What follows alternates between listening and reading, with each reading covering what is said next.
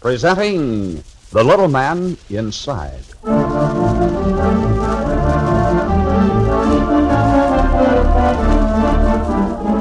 The Blue Network introduces The Little Man Inside. It's the story of that peculiar character within us that dictates our thoughts and runs our machinery, sometimes so differently from the way we want it run.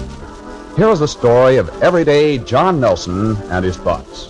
But there's nothing commonplace about his thoughts, and through the medium of this program, we bring you John Nelson, his down-to-earth adventures, and his out-of-this-world thoughts.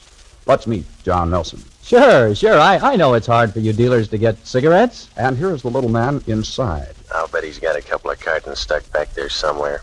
I should have tried a different approach. You gotta be cagey. Maybe if I bought a lot of witch hazel, he'd throw in a pack. You see, we bring you the everyday life of one man, John Nelson, and the little man inside.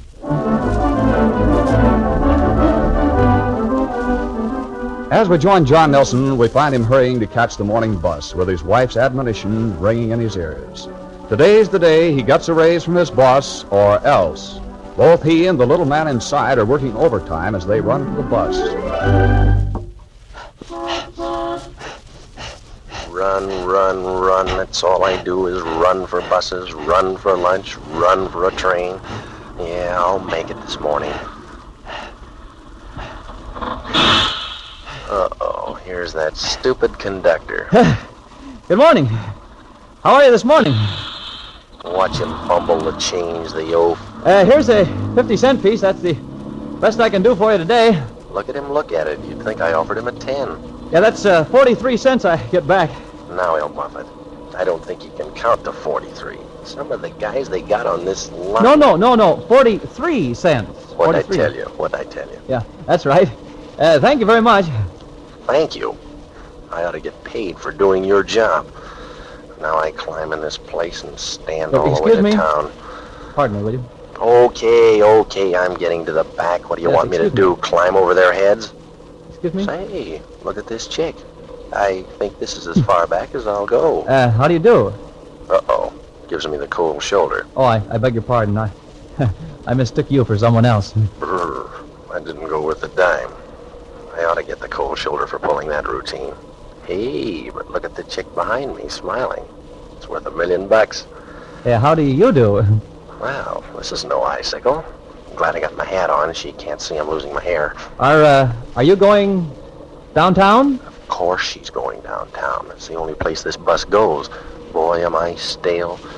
It's a good thing I have a winning smile. I haven't seen you on this bus before, have I?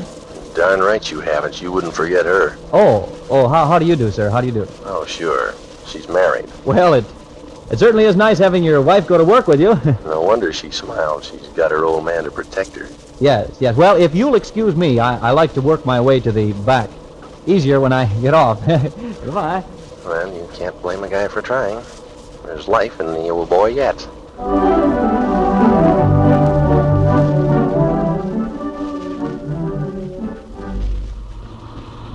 Excuse me, this is where I get off. Let me out, please. Excuse me. Look at these sardines. Why don't they let me out of here? Oh, just made it. One of these days I'm going to be cutting two when that door closes. Hey, here's Jim Frazier. Well, Jim, you old rascal, how are you? The guy's putting on weight. How do you like your new job? He ought to like it. He's making plenty of dough. Well, that's fine, Jim. I guess you were smart to quit. I'd quit, too, if I had an uncle owning an outfit like he does. Oh, yeah, I'm still in the same old rut. Brother, you can say that again. Well, as a matter of fact, Jim, I'm going to hit Mr. Corning for a raise today. You'll probably hit right back. Well, I don't know whether I'll get it or not, but my wife, that is, I always say you can't help trying, you know? Look at the guy gloat. He knows darn well I wish I was in his spot. Well, I gotta make this sound good. Oh, things aren't too bad, though, Jim. You know, I took over a charge of stock last weweek. Yeah, now I don't get home till 7 each night. Well, now to tell you the truth, I didn't get a raise right then, but, well, you know, Fishface, Mr. Corning, as good as said that... Well, he got me there. But today's a different story. Yeah, Jim. That's why I'm laying down the law today.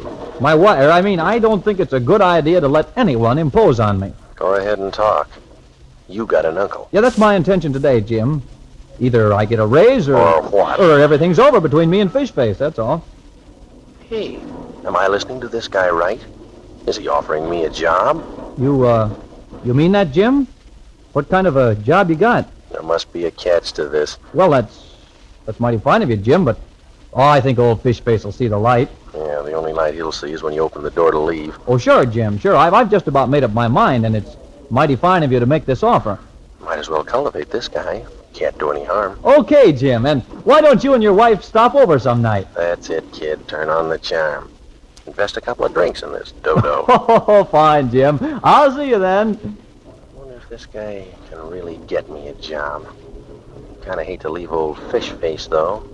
Still, he's got no right to shove stock off on me and no increase. I might just get mad enough to walk out on the guy at that.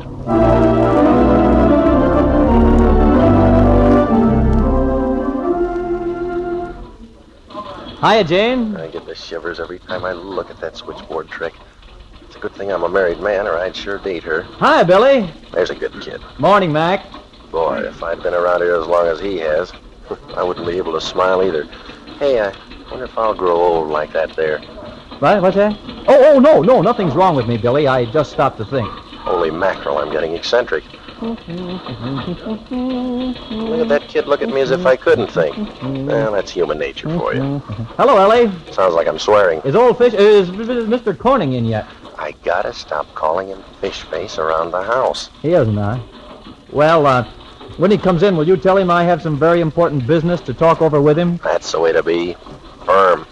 Let him know I expect to see him. Okay, Ellie, thank you. I'll be in my office, thank you. What an icicle.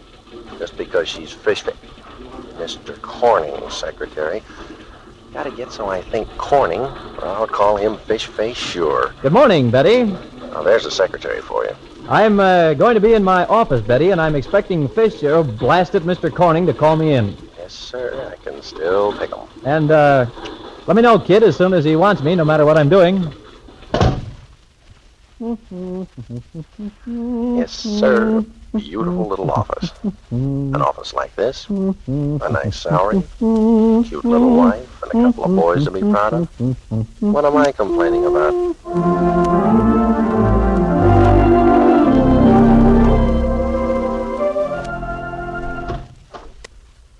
Oh, yes, Betty? I gotta act like I'm more busy after this when someone comes in. Oh, he is. Oh, good. I'll see him right away. Now I'm in for it. I gotta be firm, though.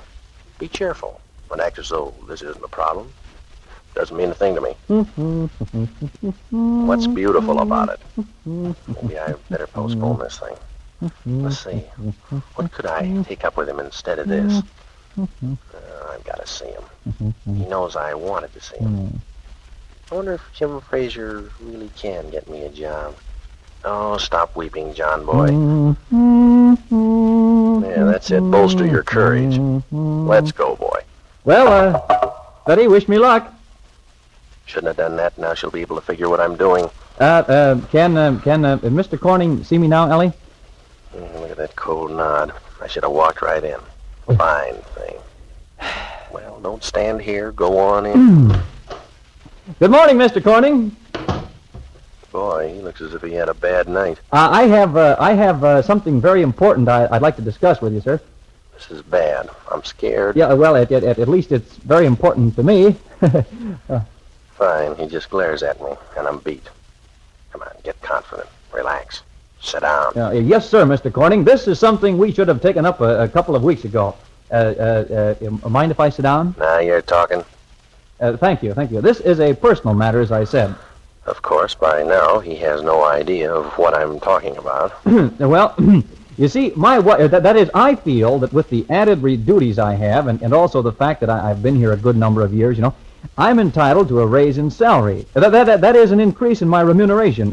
You understand. I'm muffing this thing again. Somehow it doesn't work the way it did in front of the mirror. Yeah. Well, and so I feel that this is as good a time as any to put in a request for a little more money. Money. Well, say something, Fish Face. I can't talk forever. You see, I have added expenses these days, and naturally, you want me to work at top efficiency, and then, of course, I can't. That is, if I have a lot of things to worry about. Oh, he's playing the old waiting game, huh? Well, in about 2 minutes, I'll shut up and do some waiting myself. I mean, you can see the logic of that statement. Can't you? He can't see the logic of anything that involves more money. Well, here's where I shut up, and either he talks or we both take up Yogi. Hey, he's moving. At last, he's speaking. Well, Mr. Corning, I don't know exactly what would be a fair raise. It's rather hard to determine. I thought maybe you would name something. Why do these guys always put you on the spot by asking what you want? Well, if I must name something, The wife said to ask for 50 more a month. I'd say about $35 a month. Look at him look. You'd think I stole his back teeth. 25? Well, that's not much of a raise. Hold out for 35 and you'll get it. How about 30? 30. Now he'll balk. Well, look, Mr. Corning, Ouch, I knew I'd do it. yeah, it seems to me that $30 a month isn't asking too much now. Now, certainly taking over stock alone should be worth that, to say nothing of how long I've been in this business. I'm really getting mad at this guy. Why, I know this business from top to bottom. Suppose you had to break someone new in here. That's it. Give him the idea I'm quitting. Yeah, you'd have a lot of trouble with a new man. I'll bet I get the 30 now. Yeah, what's that? Oh, no, of course I'm not thinking of leaving. Good heavens, he looked as though he were going to take me up on it. Oh, no, sir, Mr. Corning. I'm not making an issue of this. No, sir. Why, leaving here never entered my head. Holy mackerel, maybe he was thinking of firing me all the time, and I come in and ask for a raise. Oh, I'm perfectly happy here, Mr. Corning. It's just that I felt that you'd want an efficient employee. That was the wrong thing to say. Of course. I expect to be efficient if I get the raise or not. You just don't understand what I mean. This guy presses a nasty counterattack. Yes, sir, Mr. Corning. Now comes lecture number 4. Well, I'm okay now. I've heard this one before. Yes, sir. Mm-hmm. Oh, this is going to be brutal. Yes, sir, Mr. Corning. Well, here's the end of this blast. That's right, Mr. Corning. You said a few things there that have caused me to stop and consider. Yeah, if he only knew. Well, yes, in view of the things you just stated, which were very well summed up, Mr. Corning, I think I'll take the 25 and be satisfied. But will my wife? Yes, sir, Mr. Corning. You can rest assured that I'll be efficient. If things aren't quite as bad as I pictured them. Better grab the 25 and get out of here. Yes, sir, Mr. Corning. Well, good day, and thanks a lot. The old phony. Oh, I wish I had an uncle.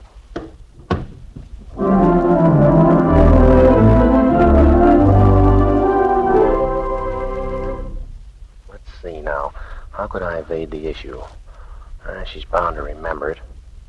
Well, maybe if something big happened in the neighborhood today, it'll slip her mind. Oh, no.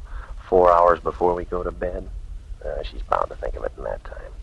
Can't miss. Oh, well, hi-ho. Guess it's just best to face the music. Put up a big front as I go in the door. That's the spirit. It's no time to look depressed. A good feeling is infectious, so they say. Well, here we go. Good evening, honey.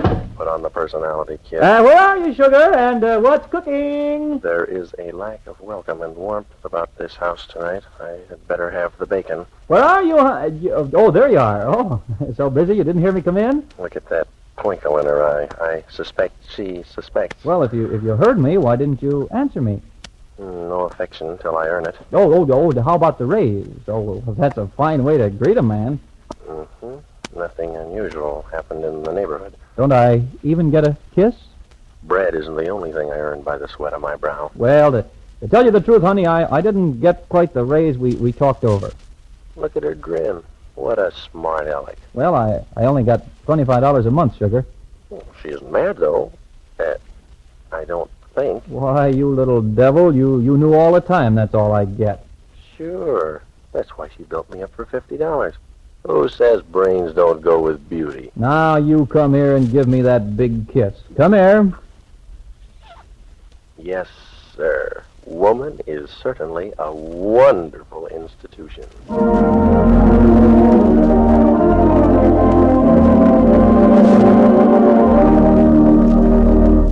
And so closes another episode in the life of John Nelson and the Little Man Inside. Listen again tomorrow at the same time as John Nelson, with the help of the Little Man Inside, tries to solve the mystery of why his son punched the neighbor boy in the left eye. And tune in every day at this time for the unusual new program, The Little Man Inside. This is the Blue Network of the American Broadcasting Company.